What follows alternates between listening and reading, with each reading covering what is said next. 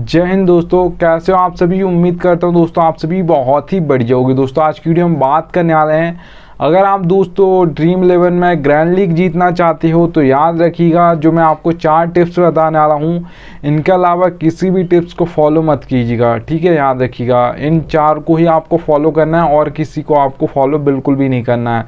ये बहुत ही important tips होने वाली हैं, इसलिए इस वीडियो को एंड तक जरूर देखते रहिएगा। देखिएगा दोस्तों, आगे बढ़ूँ उससे पहले बोल रहा हूँ, अगर आप टेलीग्राम पर नहीं जुड़े हो तो याद से जुड़ जाइएगा, क्योंकि दोस्तों फैंटेसी में आपको 100 से ज़्यादा चैनल्स देखने को मिल जाएंगे। सब आपको प्लेयर्स के स्टेट दिखाकर कंफ्यूज कर देंगे, इससे भी रख सकते हो उससे भी रख सकते हो, पर आपका भाई आपको बिल्कुल भी कंफ्यूज नहीं करेगा। ठीक है, तो इसलिए याद से टेलीग्राम पर जुड़ जाइएगा, मैं लिंक दे दूंगा, वहाँ से जुड़ सकते हो। ठीक है, तो याद रखिएगा लिंक मिल जाएगा, वहाँ से जुड़ जाइएगा। चलिएगा दोस्तों, जो सबसे पहली आपके लिए टिप रही वो ये रही। तो यहाँ पर आप दोस्तों देख पा रहे होगे, सबसे पहला आपको जिस भी प्लेयर को दोस्तों आप रख रहे हो वो बैट्समैन हो सकता है, ऑलराउंडर हो सकता है, बॉलर हो सकता है, उसका फॉर्म देख लीजिएगा दोस्तों। फॉर्म बहुत इंपॉर्टेंट होता है किसी भी प्लेयर के लिए, याद रखिएगा, भले वो टेस्ट का हो, ओडीआई का हो, T20I का हो। ठीक है, अगर किसी प्लेयर का फॉर्म चल रहा है तो ओडीआई टेस्ट सब में परफॉर्म कर देगा, पर अगर प्लेयर का फॉर्म नहीं चल रहा है तो फिर वो ज़्यादातर फेल हो जाएगा। इतना याद रखना, भले वो बड़ा प्लेयर हो या छोटा प्लेयर हो। ठीक है, याद रखिएगा।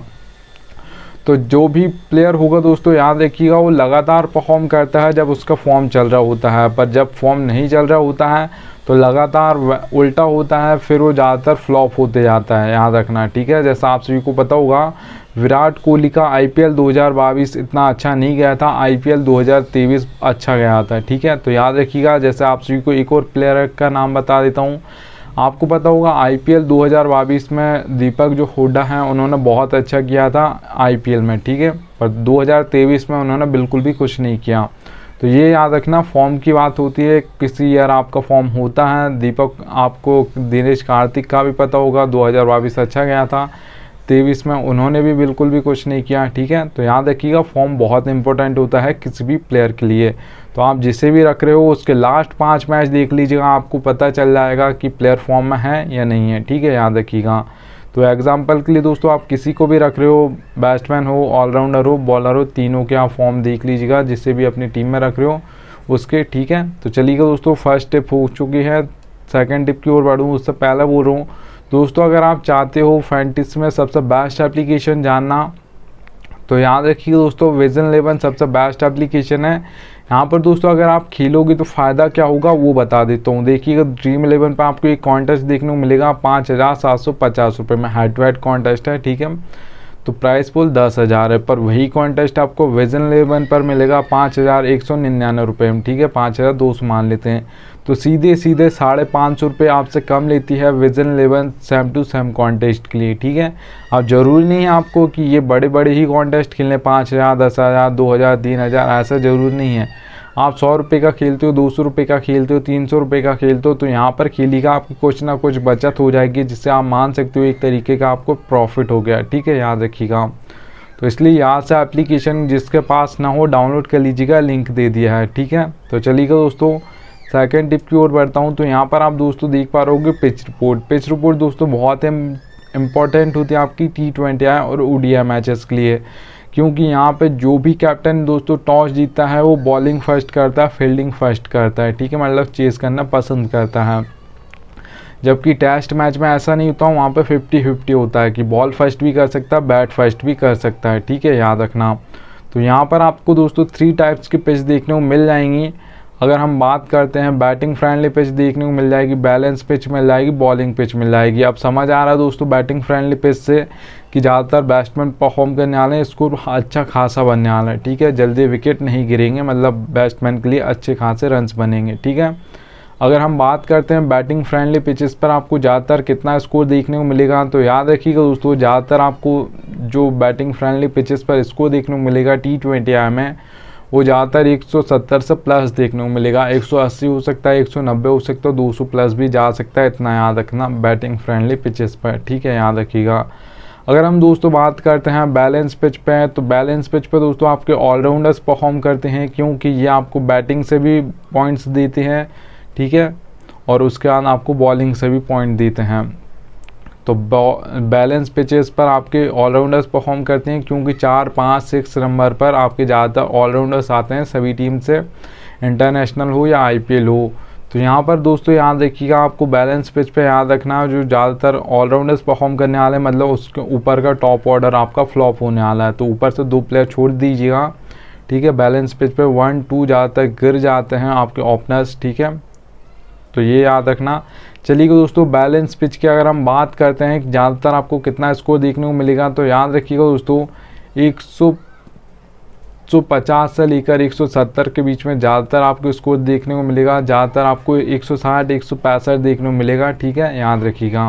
बैलेंस पिचेस पर इतना ही होता है। अगर हम दोस्तों बात करते हैं बॉलिंग पिच की, तो यहाँ पर दोस्तों याद रखिएगा 2 टाइप्स के तो हमारे बॉलर्स होते हैं। एक फास्ट बॉलर्स होते हैं जिसे हम पेसर्स बोलते हैं, ठीक है, और एक आपके स्पिनर्स होते हैं, ठीक है, याद रखिएगा। तो ज़्यादातर जो विकेट लेते हैं आपके पेसर्स लेते हैं, क्योंकि वो पावर प्ले में बॉलिंग करते हैं 2 ओवर, और 2 ओवर डेथ में करते हैं, ठीक है, और डेथ में ही ज़्यादातर पेसर्स करते हैं। स्पिनर्स तो एक राशिद खान को छोड़ दो तो बहुत कम स्पिनर्स होंगे जो एक आध ओवर कभी कभार डाल देते हैं डेथ में। तो याद रखिएगा जो सबसे ज़्यादा हैट्रिक्स भी लेते हैं वो आपके पेसर्स लेते हैं, क्योंकि वो डेथ में बॉलिंग करते हैं। वहाँ पर बल्लेबाज आउट हुआ तो फिर जो भी बल्लेबाज आएगा डेथ में वो सेट होने की कोशिश नहीं करेगा, पहली बॉल पर बॉल घुमाएगा, बल्ला घुमाएगा, ठीक है, तो आउट हो जाते हैं ज़्यादातर। तो बॉलिंग पिचेस पे दोस्तों जो आपको ज़्यादातर स्कोर देखने को मिलेगा वो आपको ज़्यादातर देखने को मिलेगा 130 से लेकर 150 के बीच में। ज़्यादातर आपको 140, 145 देखने को मिल जाएगा बॉलिंग पिचेस पर, ठीक है, याद रखिएगा। चलिए दोस्तों, सेकंड टिप हो चुकी है, अब थर्ड टिप की ओर बढ़ते हैं। तो यहाँ पर आप दोस्तों देख पा रहे होंगे बैटिंग ऑर्डर, ठीक है दोस्तों, जिस टीम को हम पसंद करते हैं, जिसके हम मैचेस देखते हैं, उसका जो हमको पता हो तो कौन कितने नंबर पर आएगा बैटिंग करने। पर जिस टीम को हम फॉलो नहीं करते हैं, जिसे हम मतलब जिसके मैचेस हम नहीं देखते हैं, उसका हमको नहीं पता होता कौन कितने नंबर पर बैटिंग करने आएगा।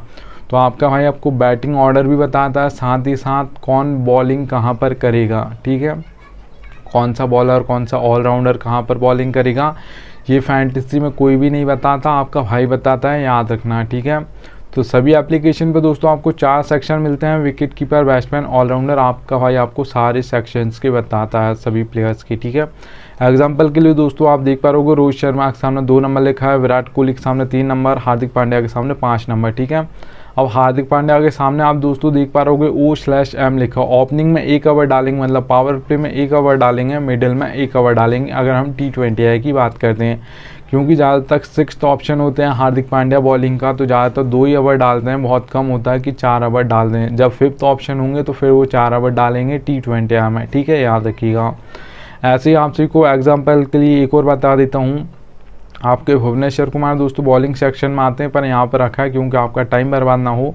तो O/D देख पा रहे होगे उनके सामने, ठीक है। भुवनेश्वर कुमार आपको पता होगा SRH से खेलते हैं, इंडिया से जब खेलते थे तो भी ऐसे बॉलिंग करते थे, पावर प्ले में 2 ओवर डालते थे, 2 ओवर डेथ में करते थे, ठीक है। तो D का मतलब डेथ ओवर्स, ठीक है। तो ये याद रखना, आपका भाई आपको बिल्कुल बताता पावर प्ले में कौन बॉलिंग करेगा, कौन मिडिल ओवर्स में करेगा, कौन डेथ ओवर में करेगा और कितने ओवर करेगा। तो एक एक प्लेयर का बताऊंगा आपको, याद से टेलीग्राम पर जुड़ जाइएगा। ये कोई भी नहीं बताता, फैंटेसी में ज़्यादातर लोग नहीं बताते आपको बैटिंग ऑर्डर, और ये तो बिल्कुल भी कोई नहीं बताता कौन कहाँ पर बॉलिंग करेगा, कौन पावर प्ले में, कौन मिडिल ओवर्स में, कौन डेथ ओवर में, आपका भाई बताता है, ठीक है, याद रखना।